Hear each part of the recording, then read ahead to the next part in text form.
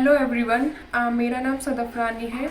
मेरा selection Uttarakhand high court में assistant review officer के लिए हुआ है।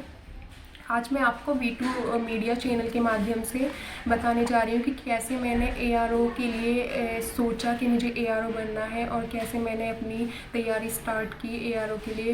पहले प्री मेंस और उसके बाद स्किल टेस्ट और इंग्लिश टाइपिंग भी था। पर सबसे पहले मैं थैंक्स बोलना चाहूँगी तनवीर अहमद सर को, जिन्होंने मुझे ये प्लेटफॉर्म दिया जिसके थ्रू आज मैं आपको अपनी जर्नी बताने जा रही हूँ।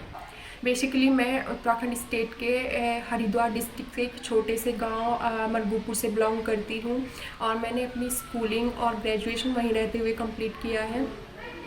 एक ऐसे एटमॉस्फेयर में रहकर स्टडीज़ कंप्लीट करना जहाँ पे फीमेल लिटरेसी रेट बहुत कम है, तो बहुत डिफ़िकल्ट था। लेकिन I am thankful to my family, जिन्होंने मुझे यहाँ तक पहुँचाया, हर पॉइंट पे सपोर्ट किया। क्योंकि एक ऐसा एटमॉस्फेयर जहाँ पे गर्ल्स को एजुकेशन को इतना इम्पोर्टेंस नहीं दिया जाता है, तो मेरी फैमिली ने, हम 2 सिस्टर्स हैं फैमिली में, दोनों को पढ़ाया और आज हम दोनों ही सक्सेसफुल हैं। मैंने अपनी schooling SDPC girls inter college से की है। उसके बाद मैंने अपना BTech college of engineering Roorkee से कंप्लीट किया है और BTech कंप्लीट करने के बाद मैंने कुछ time as a assistant lecturer का जॉब भी किया है। पर जॉब करते हुए मुझे लगा कि मुझे गवर्नमेंट जॉब्स के लिए ट्राई करना चाहिए।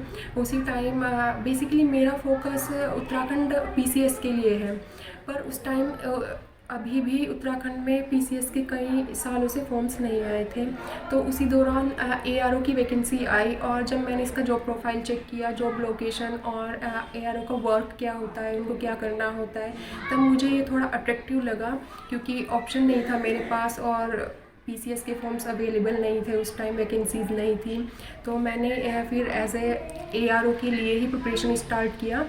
अपने एरिया से फर्स्ट फीमेल इंजीनियर हूँ और फर्स्ट ही ऑफिसर हूँ और ये मेरी फैमिली के लिए बहुत प्राउड मोमेंट है। क्योंकि एक ऐसे विलेज में रहकर स्टडीज़ करना, अपना ग्रेजुएशन कंप्लीट करना जहाँ पे फैसिलिटीज़ बहुत कम है, आपके पास ट्रांसपोर्ट की फैसिलिटी नहीं है। आप पापा ने ही हम दोनों सिस्टर्स को डेली बेसिस पे गाँव से, जो कि सिटी है, 20 किलोमीटर्स का डिफरेंस है विलेज से सिटी के बीच, जहाँ पे हमने स्कूलिंग की है, तो बहुत डिफ़िकल्ट होता था विंटर्स में भी आना, मॉर्निंग में जल्दी से निकलना, फिर इवनिंग में आना, पूरा टाइम सिटी में स्पेंड करना, उसके बाद वापस विलेज में जाना। तो बहुत डिफ़िकल्टीज आई सामने, हमने बहुत कुछ फेस किया।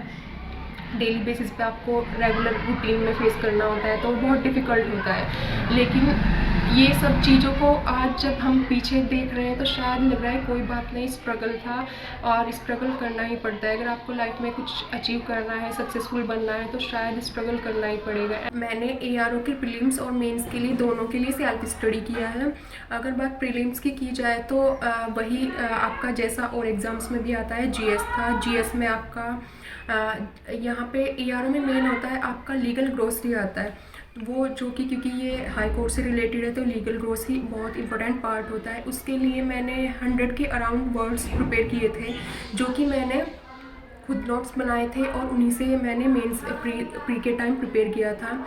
उनमें मैंने लास्ट प्रीवियस ईयर्स में जो किसी भी स्टेट में या फिर उत्तराखंड स्टेट में लास्ट प्रीवियस ईयर्स में आए हुए थे किसी भी हाई कोर्ट से रिलेटेड क्वेश्चन पेपर्स में, तो मैंने उनको ही स्टडी किया था और उनमें से ही मेरे 7 to 8 वर्ड्स सही से मैंने अटैम्प्ट कर लिए थे, तो वो मेन पार्ट था। बाकी अगर GS की बात की जाए तो आप पॉलिटी के लिए लक्ष्मीकांत प्रेफर कर सकते हैं, जियोग्राफी के लिए आप NCERT को प्रेफर कर सकते हैं। बाकी इसमें क्योंकि ये स्टेट से रिलेटेड एग्ज़ाम था, तो यहाँ पे स्टेट के से रिलेटेड 20 या 25 के अराउंड क्वेश्चंस आते हैं। तो उसके लिए मैंने स्टेट गवर्नमेंट की एक बुक आती है परीक्षा वाणी, जो कि बेस्ट बुक मानी जाती है, मैंने उससे प्रिपेयर किया। बाकी मैंने अपने खुद से नोट्स बनाए हुए हैं, उसको मैंने प्रीफर किया प्रीलिम्स के टाइम भी। बाकी आपका जितने भी अदर टॉपिक्स आते हैं GS में, जैसे कंप्यूटर हो गया, आपका इकोनॉमी हो गई, तो उनके लिए भी आप अपनी अकॉर्डिंग जो भी आपको बुक सूटेबल लगती है उनसे प्रिपेयर कर सकते हैं। मेंस में 2 क्वेश्चन पेपर थे, फर्स्ट आपका हिंदी लैंग्वेज और सेकंड इंग्लिश लैंग्वेज। दोनों का सिलेबस बिल्कुल सेम था।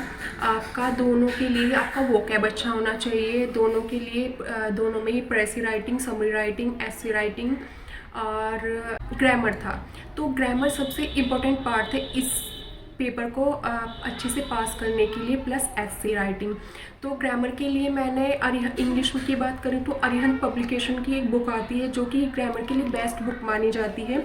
आईएएस के लिए भी जो लोग प्रिपेयर करते हैं इंग्लिश लैंग्वेज के पेपर के लिए, वो भी उसी बुक को प्रेफर करते हैं, तो वो बेस्ट बुक है। बाकी उसके रिगार्डिंग मैंने अदर बुक्स को भी प्रेफर किया, जहाँ से मुझे जो भी अच्छा लगा मैंने वही कंटेंट उसी बुक से प्रेफर किया है।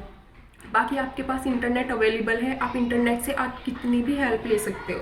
आपको अगर कोचिंग नहीं करना है तो आप इंटरनेट यूज़ करिए, आपके पास बहुत सारे रिसोर्सेज हैं, आप कितने टीचर्स अवेलेबल हैं इंटरनेट पे, तो आप उनके थ्रू स्टडी कर सकते हैं। मैंने ऑलमोस्ट 20 ऐसे प्रिपेयर किए थे अपने मेंस के लिए, तो जिस भी ऐसे में मुझे लगा कि मुझे इसमें कुछ ऐड करना चाहिए, तो मैंने दृष्टि आईएएस जो है वहाँ पे वो अपना हर टॉपिक के ऊपर उनका कंटेंट होता है, तो वो मैंने डाउनलोड किया और जो भी मुझे पॉइंट्स लगते थे कि ये अच्छे पॉइंट्स हैं, मैंने उनको अपने खुद से जो मैंने प्रिपेयर किया था डेटा उसमें ऐड किया।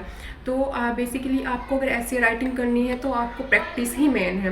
बाकी आप ग्रामर पे फोकस रखिए, क्योंकि ग्रामर आपका बहुत अच्छा, आपको इसको हाई स्कोरिंग रहता है, क्योंकि ऐसे में तो ये है कि आपका जितना बेस्ट करोगे आपको उतना ही मार्किंग होगी, बट अगर आपका ग्रामर परफेक्टली करेक्ट है तो आपको फुल मार्क्स मिलेगा ही मिलेगा। क्योंकि आपको जब मेंस के लिए प्रिपेयर करते हैं तो आपके पास इतना टाइम नहीं होता कि आप डिफरेंट बुक्स को उठाइए और एक या कुछ डाटा आप यहाँ से चेक करिए, कुछ डेटा आप वहाँ से चेक करिए, तो उससे बेस्ट होता है। क्योंकि मेरे पास मेंस के लिए काफ़ी टाइम था, जब प्री हुआ उसके बाद प्री का रिज़ल्ट आया तो उसके आफ्टर डेट लॉकडाउन स्टार्ट हो गया। कोचिंग की बात की जाए तो ऐसा नहीं है कि आप कोचिंग लोगे तभी आप ये एग्ज़ाम क्रैक कर पाओगे, आप विदाउट कोचिंग भी बहुत कुछ कर सकते हो, लेकिन बस ये है कि आप आपके अंदर कॉन्फिडेंस होना चाहिए, कंसंट्रेशन अपना हाई रखिए, आप खुद से अपना टाइम टेबल सेट करिए, उसके अकॉर्डिंग अपनी स्टडीज़ कीजिए।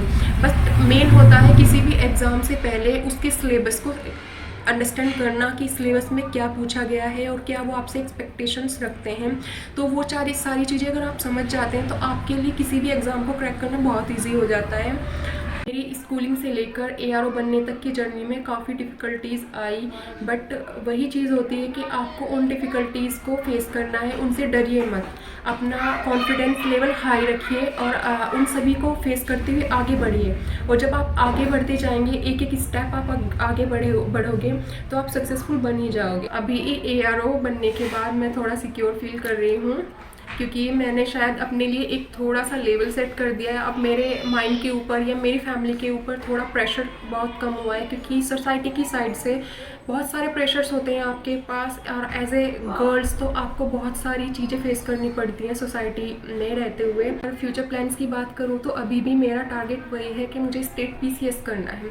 बेसिकली स्टेट उत्तराखंड पीसीएस का मेरा फोकस इसलिए क्योंकि मैं अपने एरिया में रहना चाहती हूँ, और मैं चाहती हूँ कि मैं अपनी फैमिली, अपने खुद के लिए, अपने जो आसपास मेरे जितने भी मेरे आसपास लोग हैं जो मुझसे एक्सपेक्टेशंस रखते हैं कुछ, तो उनके लिए मैं कुछ कर पाऊँ, मैं यही चाहती हूँ। और आई होप कि मैं अपने इस जो भी मेरा टारगेट, मेरा एम है उसमें सक्सेसफुल बन पाऊँ।